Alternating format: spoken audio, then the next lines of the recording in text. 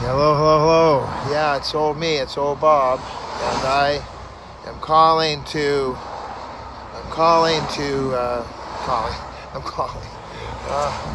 I'm taping this. It's Bob's Daily Devo, 213-713-8954, 8954 green, att.net. And on the Twitter, it's Mr. Bob at BobBob8954. And of course, I already said you're watching Bob's Daily Devo. So I'm in this place. It looks like it's like Koreatown. And the guy was a doctor, and I have a commercial license. So every couple of years, I have to get this exam. And God was so good. God is so good. God is so good. I take God as being good in the little things, too, not just the big things. And I was going to go to Kaiser's. It cost me $120 or something, plus the mileage, plus the month and a half wait. And the woman, I said, what about the form? She said, well, you got to go down to ABC. And then she gave me some numbers. And so I typed it in, and I'm like looking, and it turns out that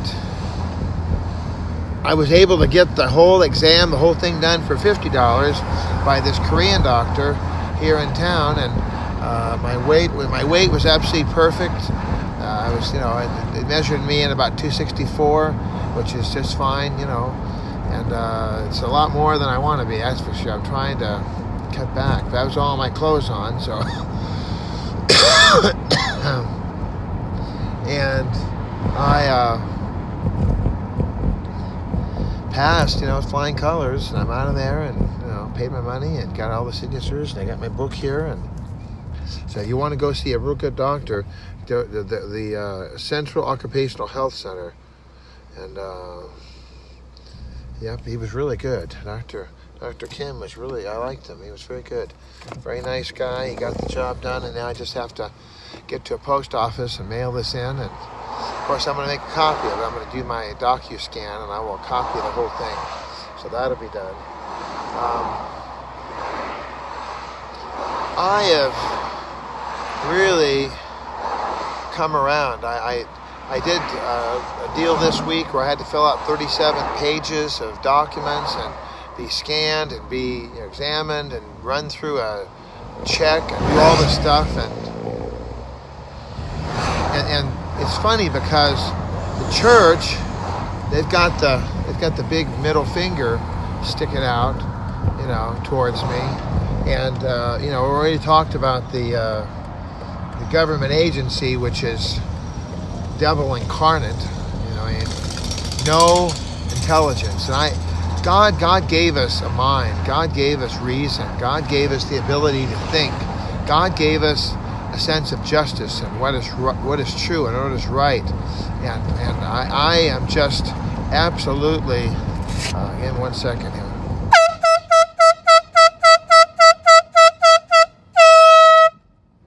So that guy's just sitting in the middle of the road like he's, What you should do is when you pull out like that, you should pull and go the opposite direction. But you don't just sit there and block the road. I mean, crazy. Well, I gave him a piece of my mind. A little fun too. The air horn. But using your reason, your mind, the idea of ex post facto, just endless punishment. I had an argument with my wife last night, and it didn't end well. She was, okay, all right, yeah. My wife gets really uppity and excited, and then I feel horrible. And I got off the phone. I said, you know what? I cannot talk right now. Good night. And I hung up the phone. I just couldn't do it. I just so I got the obligatory, text, and it makes sense. The thing is that if I figured out why I'm so irritated when she wants me to do things that are not related to reason or sanity, because we've been through this is going on now, it's going to be 3 years here coming up pretty soon. We've been going through years of this insanity, of me living in my car. I want to see here's my refrigerator. Here's inside my refrigerator. So there it is. Got my little food items. And my bed. You saw my bed there too. And you saw my toilet. And you saw, I mean, it's all right here. My last night, one of the seniors from the club I went to wanted to have a ride home because their son was not coming. And I said, well, okay, I'll give you a few minutes. So then even I give my own son a ride, I got to move the cooler out behind the seat. I got to bring the seat up, put the cooler back there, reorganize, disconnect the seat belt from the holder. I mean, I go through some work to make sure, bring the other clip up here. And so I was irritated last night, and I get this way when I'm being punished. I'm being punished. Punished. We're going to punish you. We're going to make you pay. You're going to pay, brother. I've already paid plenty. I mean, I was convicted of a misdemeanor, which I absolutely did not commit. But, you know, the American justice system is not perfect.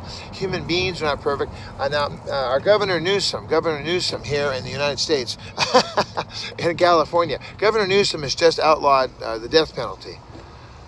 And I got to tell you that I'm grateful for that. I'm grateful for that because I don't know that we need to go out. You know, the Bible talks about stoning people to death, and yet they wanted to stone that adulteress. You know, they killed Jesus. The death penalty is not a good system. I mean, the death penalty is really not a good system. The death penalty is not perfect, and the examples I just gave you show that. You know, they sacrificed on the cross Jesus Christ, our Lord, and he died. He died a very, very horrible death, and he didn't do a thing. And I was convicted of a misdemeanor, a little misdemeanor, just a little. Don't you worry, Mr. Bob. It's that little old misdemeanor, just a little old misdemeanor. It won't hurt nothing.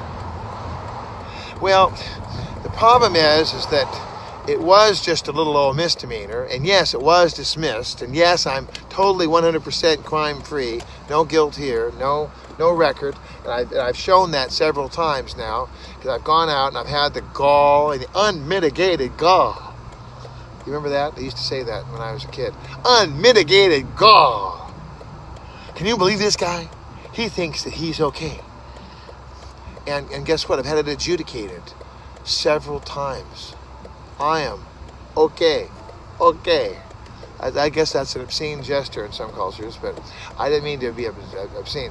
I was just at the Korean building, and it's funny because the Asian people like to say, "It's okay." I guess that's the Spanish people. Okay. I don't know what I'm doing, but they had okay locksmith, and I'm like, okay. They just had a commercial here recently about how, do you want okay? I mean, you want excellent, you want outstanding, you want, El Super, you want the best, so, but I'm okay, I'm fine. There's no senor, no. So, I'm not doing that. Now, I love people, as you can tell, but I'm not handing money out.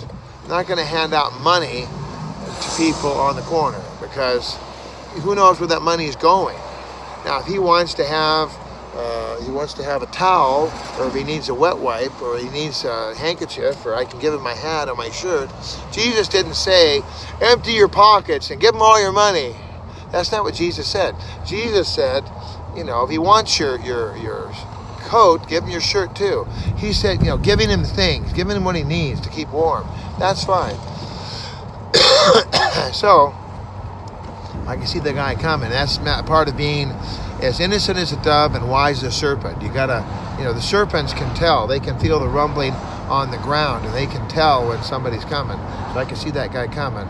So, how is it that the church of Jesus Christ, our church, the people of God, and by the way, I have to say that it isn't the whole church. I got to say it's not the whole church. Did I say that it's not the whole church? It's not the whole church. That I've met the church, and I communicate with the church, and I fellowship with the church, and I I had a good meal with the church on Friday, and I have a lot of good times with pastors and with elders. And I got to tell you that the church is awesome, but there's something about the organized church, the government of the church, the Sadducees and Pharisees and the people that, and we're not talking about some sort of Catholic obscenity. You know, the Catholic obscenity of in Australia, one of the top Catholic leaders in Australia is going to prison for at least 6 to 10 years. Probably it's supposed to be 15, but they lower it. And he's going to prison because he orally copulated a boy, he touched a boy, he had sex with boys, and I don't know what it is with molesting little boys. And thank the Lord I was never physically molested. I say physically molested because psychologically and spiritually and in my life, I had a very, very bad person who stayed at the house and exposed me to things that were criminal, and that he should have been a registered sex offender, but he never was caught. I never turned him in. I didn't know. I didn't realize this till this last few months, and the last 6 months I realized. I thought, you know what, that's not right. What he did in my life was not right, and it affected me. Well, this guy's got his reverse lights on, and so I'm kind of getting nervous that he's going to hit the gas and run right back into me here before he realizes. I don't know why he has his reverse lights on, but I'm going to get my horn ready just in case here. My handy air horn. There he goes. All right. I don't know why I put it in reverse or something. But, all right, so what is the answer to registered sex offenders in the church? The answer is don't say anything. Don't tell nobody. Don't ask. Don't tell. That answer will work until they recognize who you are. And then, can we have coffee? We have a question. We'd like to talk to you. And all of a sudden, you're Mr. Popularity. All of a sudden, you're Mr. Popular. All of a sudden, everybody wants to talk to you. And you think, wow, this is amazing. They want to talk to me. They never want to talk to me before. And they want to talk to you because they want you to get out. Don't come back. Don't get on the property. Don't set foot around there. Don't you come back no more. So that's crazy. And it's crazy if now here are the situations where it's not crazy. There's a guy who is on trial for a felony rape. A contact felony, and he's on trial, and you know what, Jimmy, we're going to pray for you. We love you.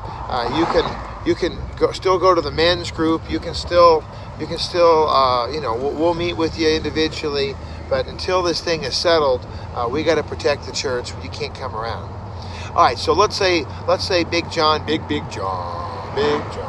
Let's say Big John, let's say he is convicted of it, and he goes to prison. He's in prison for 10 years. He has a 5-year parole, and, he's got to do community service. He's got to do all these things. He's got to take classes. He's got to take the 52-week class and do all this stuff. So now we're 25 years away from when Big John was convicted of this vicious, violent felony. 25 years out. What's the right thing to do as a Christian? What's the right thing to do as a believer? What's the right thing to do in Jesus' name? Is it A, don't you get in there, get out of here right now. B, we're going to have a live scan for every single person that comes to the church. And if you don't pass the live scan, then you ain't going to be in this church.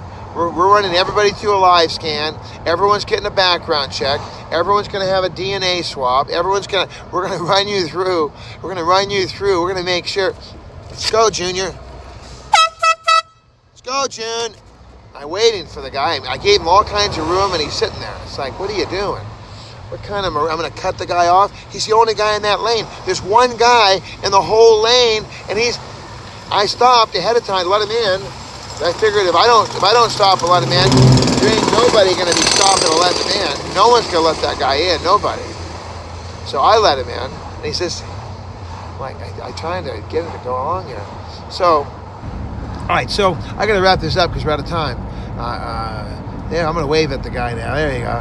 There you go. Yeah, ha, ha. All right. So, 25 years go by, and the church and the government agencies treat him as though he is still wiping off his body from the sweat of the violent act. He's looking for more victims, and still he's a dangerous, violent predator felon. And the fact of the matter is that he paid his debt. Remember in the third mile, the green mile. Remember in the Green Mile, and they talked about how Percy. Look up the guy Percy. Percy in the Green Mile. He's the picture of the church organization, the picture of the church government. Right near USC here. It's very fascinating. So he's the picture of the church government. He's the picture of evil, basically, I think. And Percy is messing with the Frenchman. He's in there and he's, say hi to the devil. Ha ha ha. And then Hal, Officer Hal walks. Hey. He's square with the house. Leave him alone. Get out of here. You don't need to do that. That's just ridiculous. And it's like, yeah. If you're square with the house, if you've paid your debt to society, if you've done everything you're supposed to do, there we are. We're at our location here. AAA. You're going to see this. Let me see if I can get this for you here. Look at this building. Look at this building. This building is amazing. Look at this building. Can you see the building? Can you see that building? That building. This is the AAA office. Now this is a AAA office, huh? Look at there. Wow. Look at this. Look at this building. Look at this. This is amazing. Look at this. Isn't this amazing? Here I am at AAA. All right. Look at this rubber tree. They have like this to trim roses. Same kind of tree. It's amazing to keep it all together there. All right. I gotta push this button. What are you doing? Right on my butt there. The guy's right on my backside. He thinks that this is fun.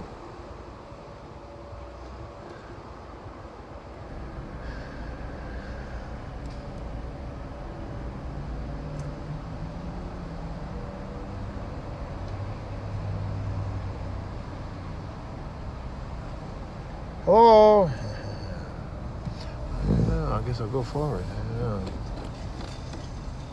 I was pushing that button, but nothing happened. AAA, thank you. What's the button for, young man? That's for the mic people. Oh, I didn't know. Yeah. You'd have a little sock over it, and that's for they. Have a great day. I'll see you in a minute. All right. Oh, look at this. You gotta see this. Look. El Camino Real, Mission San Luis Obispo, 30 miles. I don't think that's actually the distance. All right, well, I gotta go. I love you. Talk to you soon.